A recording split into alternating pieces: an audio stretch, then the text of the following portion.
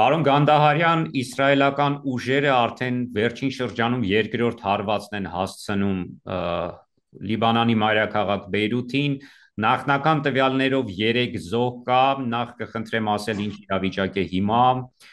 եւ ընդհանուր առմամբ Բեյրութին թիրախավորելով ում է ուզում վնասազերծել Իսրայելը ներողություն։ Գիտեք, սրանք հերթական ռազմական գործողությունների արարներ են։ Բարձ է, որ հրատատարի համաձայնությունը մեծ հաշվով չի բավարարվում։ Նախկին պատերազմական իրավիճակը չէ բնականաբար, այնպես չէ, որ հարավում լայնամասշտաբ հարձակումներ, գործողություններ են, ընդ որում նաև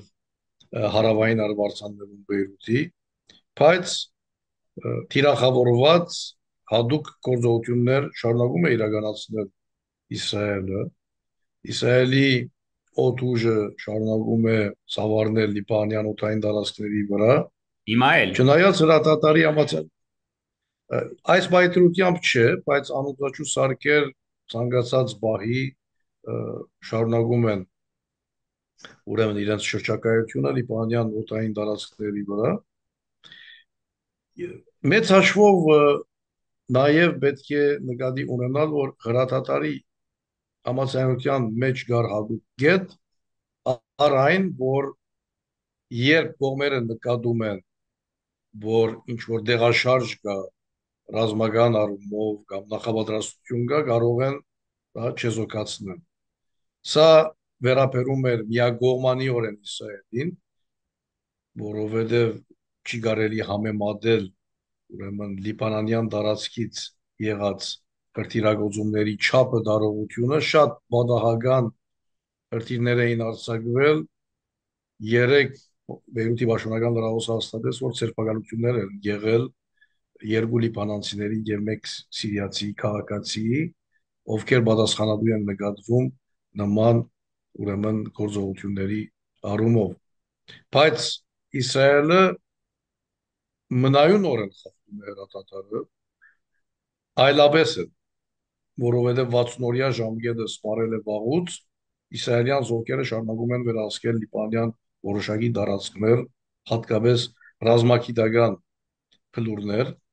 եւ այնտեղից չեն հեռանում։ Իրենք հայտարարում են, որ հյուսիսային Իսրայելի անվտանգությունը չի վերականգնել, այնտեղի բնակչությունը չի վերադարձել իրենց բնակավայրերը, ուրեմն իրենք շարունակում են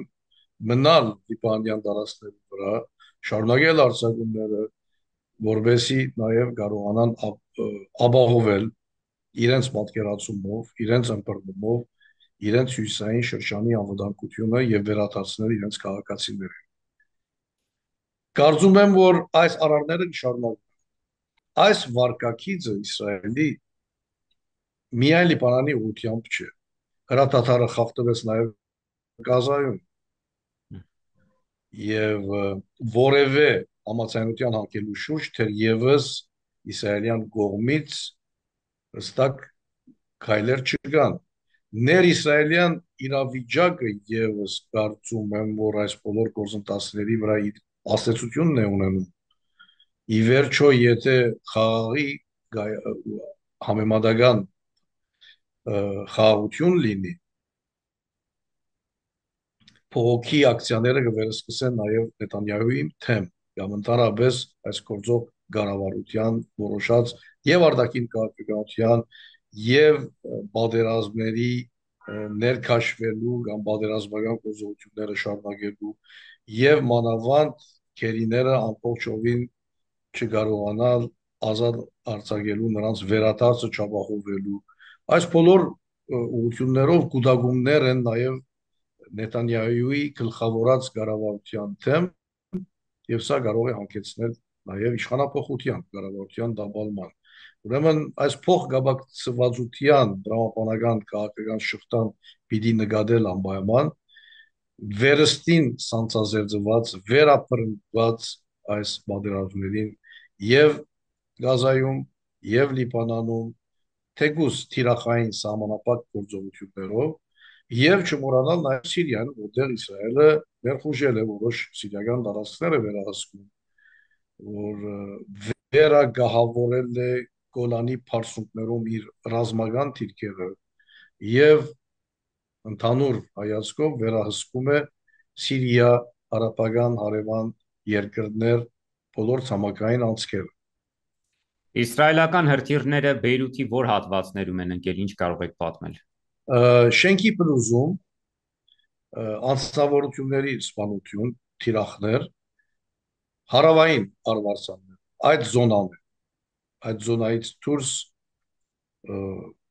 ուրեմն նման գործողություններ, հարձակումներ օդային չեն իրականացվում եւ հարավը անշուշտ, իհարկե հարավը շատ ավելի լայն տարածականությամբ իբրև սահմանամերձ շրջան, որտեղ ակնկալվում է ըստ այդ համաձայնության Լիբանան բանակի տեղակայում, վերադեղակայում ապոչ այդ սահմանային կոդին։ Գիտեք, այնտեղ եւ ՅՈՒՆԻՖԻԼ-ի ուժերն են եւ Լիբանան բանակի փուլային վերադեղակայման գործընթացն է։ Հեզբոլլահի ուժերը պահանջել են Լիթանի քեդի հյուսային հատված, բայց թեր եւս այդ ուրեմն կոդու հստակ ռազմական քարտեզի վերակցումը, գայացած վերակցումը չի իրականացվել թեր եւս։ Հիմնական խախտողը այս համաձայնության Իսրայելն է, որ իր ուժերը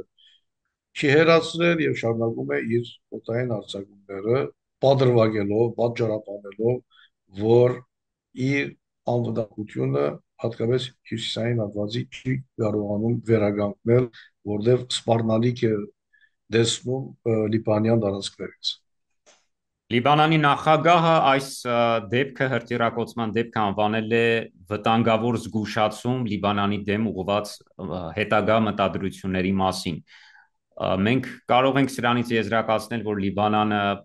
պատրաստվում է կամ նախապատրաստվում է Իսրայելի կողմից ավելի մեծ հարվածների։ Գիտեք, այդ վախը, այդ սպառնալիքը գա իհարկե, որովհետև նաև Թել Ավիվից հնչում են հայտարարություններ, որոնք պատասխանատու են նկատում Լիբանանի կառավարությունը, որտեղ լիբանյան տարածքներից է ուրեմն հրթիռակոծվում Իսրայելը ըստ իրենց հայտարարությունների իհարկե, եւ նաև Միացյալ Նահանգների անվտանգության խորհրդի փամփերը հայտարարություն արեց, որ լիբանյան կառավարությունը թադի կտան, որովհետև ինքն է պատասխանատու լիբանյան տարածքներից ուրեմն հրթիռակոծված այդ գործողությունների հիմնական պատասխանատու։ Սա կարծում եմ անկախ ճնշումից, որ բանակը ամբողջական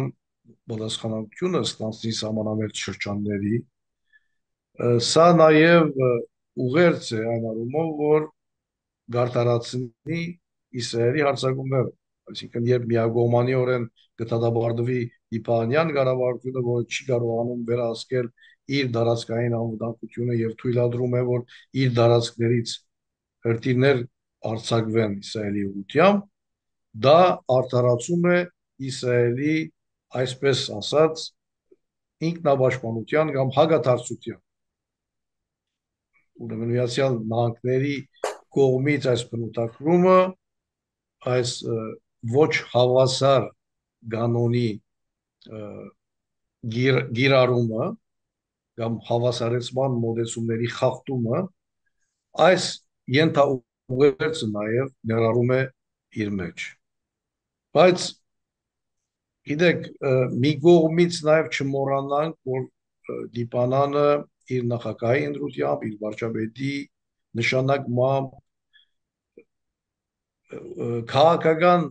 ուղղության որոշակի փոփոխության նախադրյալներն է բարձել, որովհետև նույնքան բարձ է, որ նախագահի տեխնազուն, այսինքն ԱԺՄ նախագահը